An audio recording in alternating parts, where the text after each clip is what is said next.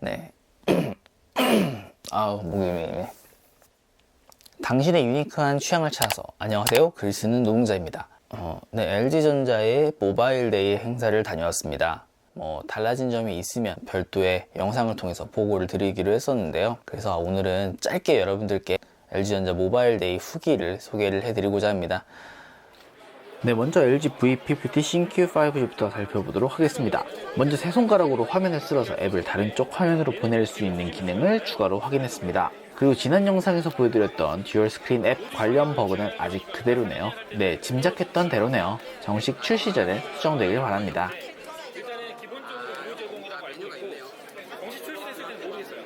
근데 현재까지는 그리고 듀얼 스크린을 듀얼 스크린 툴 뿐만 아니라 알림바에서 켜고 끌 수 있는 기능도 추가로 확인했습니다.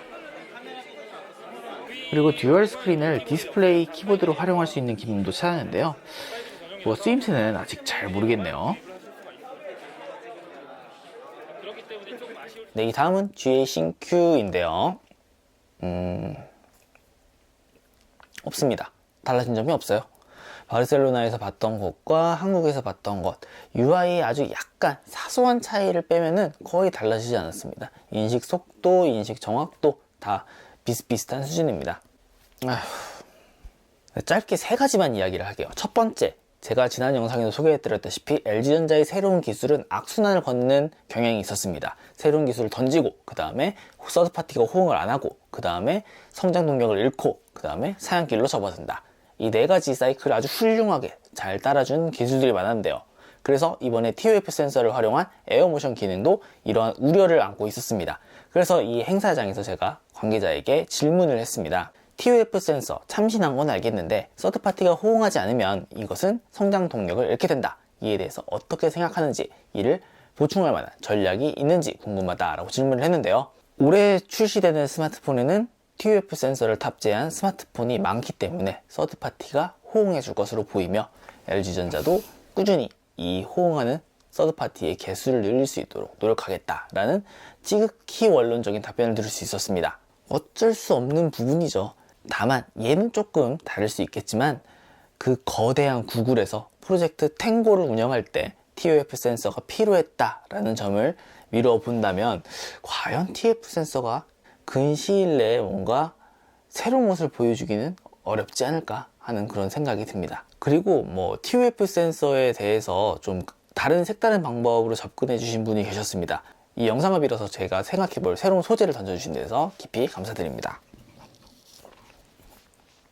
그렇게까지는 생각을 미처 못했었기 때문에 꽤 감탄했던 것 같아요. 타당성 있는 지적이었는데 몇 가지 보완되어야 할 현실적인 문제는 있다고 생각합니다. 이번에 GA 신Q TV 광고가 등장할 예정인데 TV 광고 중에서 꿀잠이라는 광고가 있어요. 이렇게 스마트폰을 올려놓고 자고 있다가 스마트폰이 막 울렸을 때 이렇게 가져가서 슉 해서 알람을 끄는 그런 장면이 담겨 있는 건데요. 이 카메라에 인식할 수 있는 범위가 아직 그렇게 넓지가 않습니다. 그래서 이 스마트폰 위에서 딱 올려놓고 슉 해서 알람을 끄려면 이 지점을 조금 잘 잡아야 돼요. 네, 현실성 없는 CF라고 생각을 했어요. 네. 요리를 하다가 이렇게 넘겨서 앱을 띄우는 것까지는 좋아요. 근데 이 앱의 한 화면에 볼 수 있는 정보량이 한계가 있잖아요. 그럼 이 다음 스텝이 필요해요. 스크롤을 넘긴다든지 다음 페이지로 넘긴다든지. 그런데 이 TOF 센서로는 현재 할 수 있는 게 없습니다. 그래서 말씀하신 대로 손을 씻고 스마트폰을 만질 수 있는 상태가 돼서 다시 터치를 하는 과정은 시간도 많이 걸리고 어떻게 보면 체력도 더 소모되는 일이라고 할 수 있겠습니다. 화면만 띄워놓고 그 다음 스텝으로 넘어갈 수가 없다면 결국은 마찬가지의 과정일 것 같아요. 그래서 이 부분은 LG전자가 업데이트 등을 통해서 좀 더 보완되어야 될 필요성이 있다고 생각합니다. 네, 두 번째는 사용자 경험입니다. LG전자는 매번 새로운 기술 그리고 참신한 기능을 새롭게 들고 오고 있습니다. 그런데 가끔 이걸 보면은 도대체 이걸 누가 쓰라고 만든 건가 하는 생각이 들 때가 있어요. 디스플레이 스피커 참신하죠. 그 올레드 TV에서 봤던 그 기능이 적용됐다. 참신한 기능입니다. 수화부가 없어지고 아주 매끈한 디자인을 갖췄어요. 참신해요. 그래서 그거를 어떻게 활용할 수 있을까요? 물론 생각해보면 여러 가지가 있을 수가 있겠습니다만 LG전자가 제시한 게 없다는 거예요. 그러면 이제 소비자를 묻는 거죠. 예쁘네. 그래서 끝이에요. 디스플레이 부분에 소리가 나오기 때문에 어떤 부분을 가져가도 소리를 들을 수 있다. 좋죠. 근데 마이크는 고정되어 있잖아요. 전통적인 방법대로 전화를 받을 수밖에 없어요. 어떤 이점이 있을까요? 고민을 좀 해봐야겠네요. 이렇게 사용자가 고민하는 순간 도대체 LG전자는 뭘 하고 있는 걸까 하는 생각이 듭니다.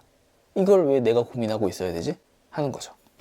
그나마 TOF 센서는 뭐 여러가지 CF를 통해서 몇 가지 상황 설명을 제시를 하고 있는데요. 글쎄요, 이것으로 내 삶이 리드미컬하게 바뀐다는 느낌이 들지 않았어요. 그러한 것들을 제시할 수 있는 것, 나의 생활이 바뀔 수 있다, 여태까지 내 삶과 이 기기를 만나서의 내 삶이 달라질 수가 있다, 이거를 효과적으로 풀어내는 게 저는 마케팅이라고 생각해요. 근데 그거를 LG전자는 전혀 하고 있지 않는다는 느낌을 받았습니다. 비단 이번뿐만이 아닙니다. 마지막으로 저는 LG전자가 이야기하는 스마트폰에 대한 모든 가치를 공감하고 지지하고 응원하고 있습니다. LG전자는 많은 이야기를 했어요. 소비자들이 가장 원하는 기능, 스마트폰의 ABCD, 오디오, 배터리, 카메라, 디스플레이를 강화해야 된다. 믿고 쓰는 LG라는 말이 나올 수 있도록 사후 지원을 꾸준히 해야 된다. 다 좋은 말입니다. 어떻게 이 말을 비판할 수가 있겠어요? 이렇게 소비자를 위한 기업인데. 그런데 이렇게 해서 들고 온 결과물이 무엇이냐라고 얘기를 하면은 또 고개를 갸웃거리게 됩니다. LG전자는 늘 기본기에 대한 이야기를 꺼내곤 하는데요.